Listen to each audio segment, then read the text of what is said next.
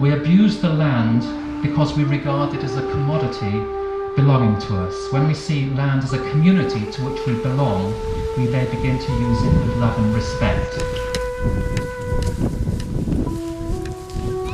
A lot of you here have been on the walk around the land. You've seen it. Not everybody clearly, because I don't recognise you all. Although some of you look different indoors than you do outdoors. South facing slope. And it includes all the back things up to that. Oh, thank you very much. That's right, it's marked on there.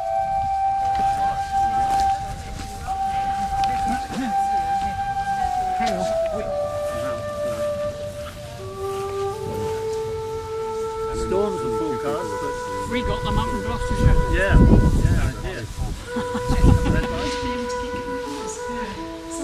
I've got some spare stones in case we're hungry. Yes. There's quite a lot of people. Were there?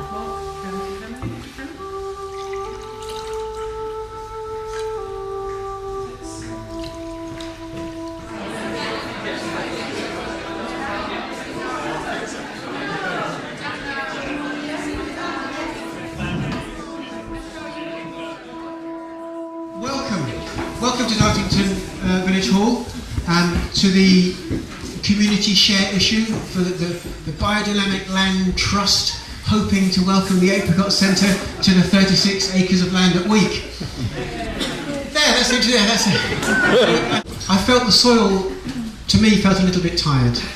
But you know, that's something which would be addressed by the arrival of the Apricot Centre of the BDLT.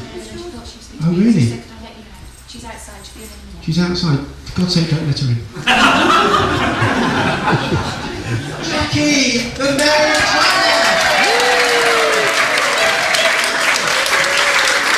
Thank you very much for inviting me to come along to this, because I'm really excited about this project. I think to know that that it's a group working together and it's about share issue and bringing people in and involving people, and also looking at increasing our local economy with something as magnificent as biodynamics, which I know is very, very hard work. So it's about big commitment from a lot of people. I think to have something like this happening in Dartington is obviously a great place for it to kind of sit anyway, but also to see that this is moving on. We've got things like the School Farm CSA, and I'm aware that Marina O'Connell is back here. She started that some while back, and that's very promising for what our local food economy is going to look like, because we are all very aware that, just to be frank, how precarious it is.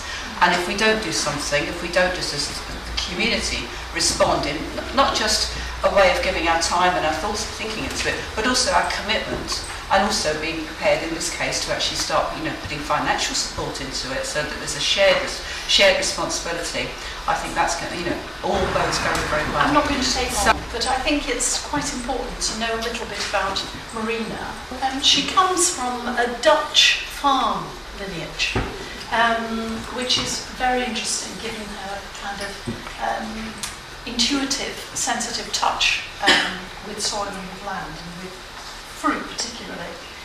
She did a BSc in horticulture at Bath University, and she came to work at Dartington Hall Gardens for her first proper job after doing her degree, and that was in 1986. And while she was working at Dartington Hall Gardens, she became connected with Dartington Tech, and together with Dartington Tech she started working with unemployed youngsters, and she planted what we now know as School Farm. And there is a fantastic orchard, which nearly got lost a few years ago, as it were, because Dartington was thinking it had been abandoned and neglected and maybe they should cut it down. But Mary Barfoot, who's here, managed to prevent them doing that.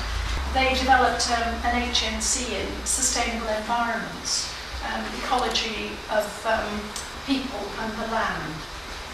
After having worked teaching for a while, they together bought a property which was neglected. It had 4 acres, and they decided to set up this Apricot Centre, which no doubt Marina will tell you about. So now, with this Apricot Centre, they work with children, with schools, with apprentices, She's also involved in the transition town movement over there. And she's always wanted to come back to this part of the world, so she was delighted to receive an invitation from the Biodynamic Land Trust to come and head up with her team this scheme that she's going to tell you about. So yes, I'm sure she'll be a gem to have as part of I'm going to it. explain about what our vision for here was, to very quickly explain what we do in East Anglia. So in the beginning, we had an empty field. So this is our site in 1999. School farm looked pretty much like that as well. And now it looks a bit like this. So it's we have turtle doves have just arrived. If you don't know about biodiversity, that turtle doves are incredibly rare. So I'm really proud that they've turned up. And we've got 500 fruit trees, and they're organised in what I call polycultures. In the soil, we've been putting the biodynamic preparations on, so the soil has actually doubled or tripled in phosphate and potash levels, even though we haven't put any fertiliser on, which I think is explained by the by the floral sward, but also by the soil becoming alive, the micro biodiversity level. I sell with an organisation called Growing Communities that are doing amazing work in London, marketing and selling their work. So we do food processing, so we make jams and cordials and juices, and brought some of our produce here. We do a huge amount of work with schools and children in Essex and Suffolk, and we've worked with some of the most deprived areas such as Jaywick and Clacton and Harwich. With the biodynamic system, you apply some preparations, and these preparations are made from manure and from cow manure and from quartz silica and from plants. And you apply them in quite small quantities to your compost heap and to the soil and to the plants. And then so that is unique in my understanding to biodynamic systems.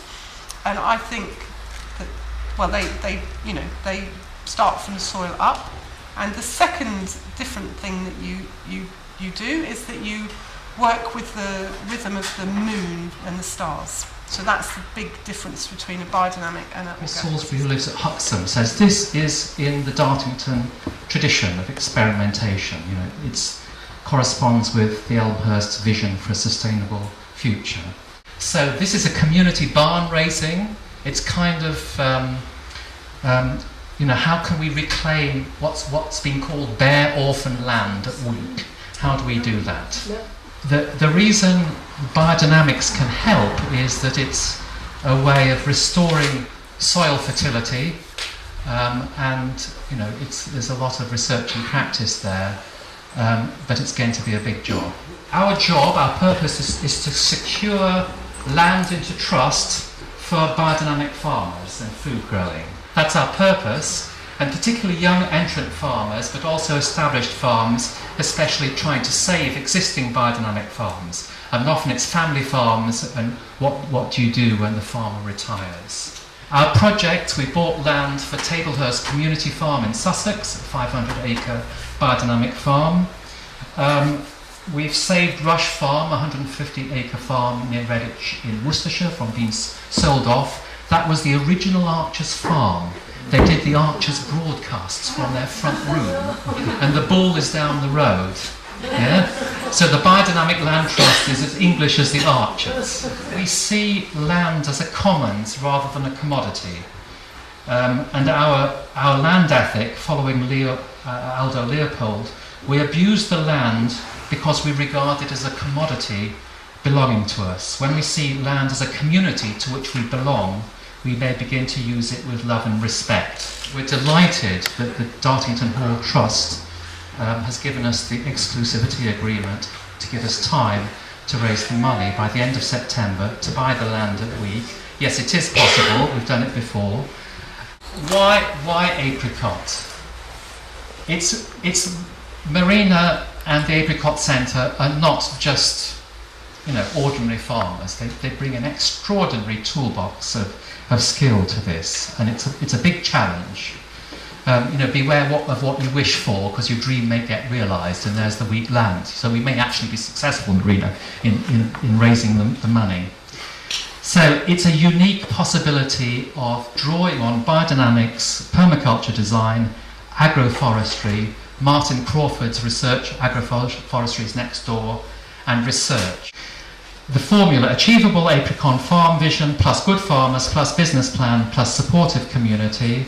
I think Totnes and Dartington are an incredibly supportive community, plus the BDLT to steward the land. I'd like to invite you all to share in this community building, reconnecting with land, providing more space for increasing wildlife, land access, good food, well-being, health, a low-carbon form of farming, restoring the soil fertility. And what was your question about jobs? Yes, jobs.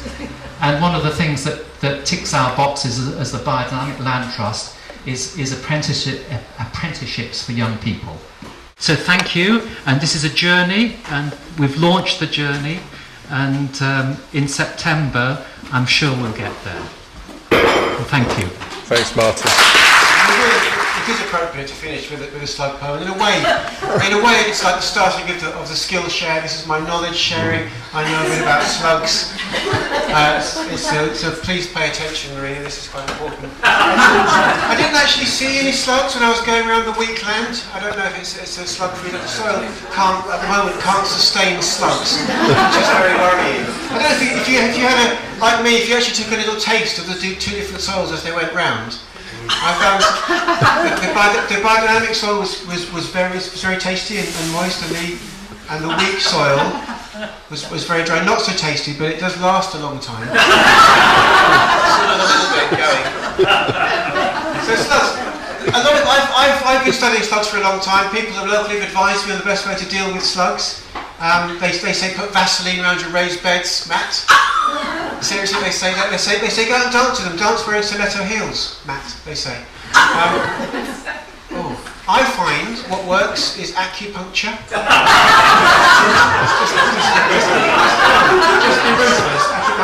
And also, this might sound bizarre, very topless. Just read them poetry. Don't right up to their faces. This is a very strong. This is a very strong anti-slug. If you are pro-slug, look away. In 10 years' time, if all goes well on the share issue, there will be the greatest biodiversity of slugs in the land at Week. Thanks to the Apricot Centre. What you could do is just put your slugs in a pram and wheel them up to Week and let them roam free. They'll be treated as welcome volunteers and given nice work to do, making chutney. Slug, this is okay, directly to the slug. Slug. Low-born land mollusk, high-impact intruder, easy oozer, slime exuder, freeloader, sprout spoiler, meandering marauder, disrespecter of my broad beans border. You've a one-track mind in a one-track body. Diligent pillager, soft-horned in Visigoth. Nice line. Slow silver scribbler, paradoxically busy sloth. Not such a good line. Tithe taker, hole maker, indiscriminate direct debitor. Boulder's brass, brassica editor. You're a squishity spoil sport, a glistening drag. The liquorish all sort nobody wants to find in the bag. It's time that you were brought to book. You're not as tasty as you look.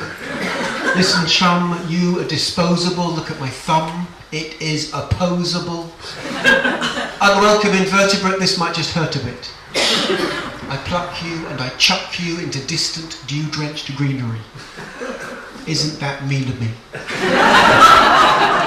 Slug, when all is said and done, you can hide, but you can't run.